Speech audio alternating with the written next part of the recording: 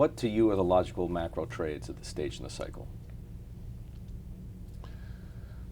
Logical doesn't mean profitable, but Profitable then. It's funny because when we talked about how I've done well in bear markets, I'd love to sit here and tell you I made it shorting stocks. It's always very difficult in a bear market. They don't trade with rhythm. You get these vicious rallies. You get squeezed out of shorts. People play all sorts of games. I always made it in Treasuries because Treasury yields would go down dramatically. Not so easy this time because one of my biggest hits was in 2 years in the fall of 2000. They were 604. Fed funds were 6.5. They went down to like 1.5 or 2. Now I'm starting with them at 268, but I'm long Treasuries. I'm long 2 years, I'm long 5 years, and I'm long 10 years. And I have been for a bit. I don't like the level, but because of everything we've been talking about, I like the risk reward.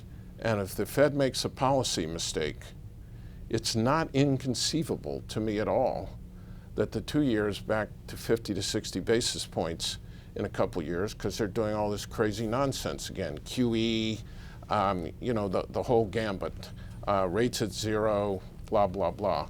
So even at these yields, I like Treasuries.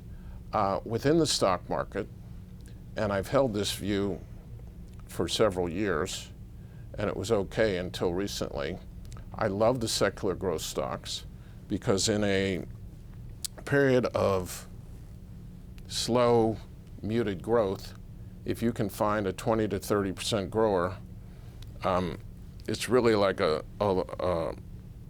long-term cash flow. In some ways, it's almost better than a bond. That trend got severely interrupted about 6 months ago.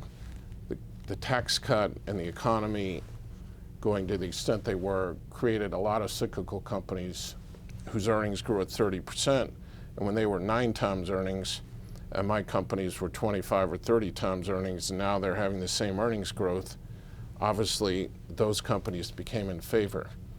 It's hard for me to see if we don't go into a recession, which I don't think we're going to, and growth slows down to 1.5, and the Fed changes, how companies, let's just take these cloud companies, which to me look like sort of mobile 10 years ago.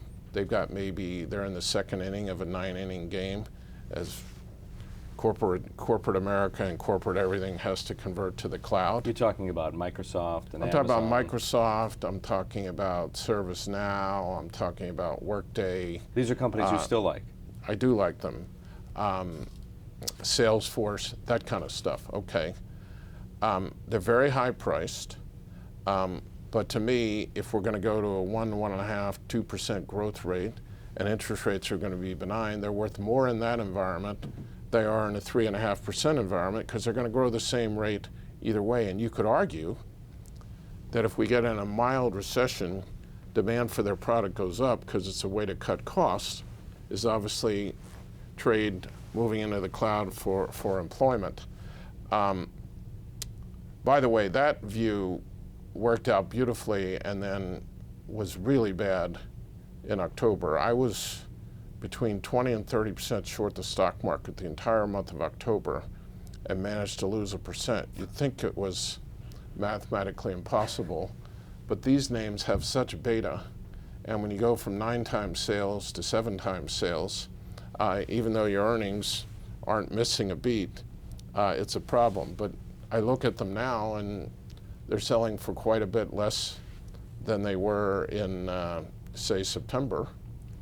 And again, I just described to you why I think they'll be okay over the longer term. What about a stock that's had the crap kicked out of it like GE?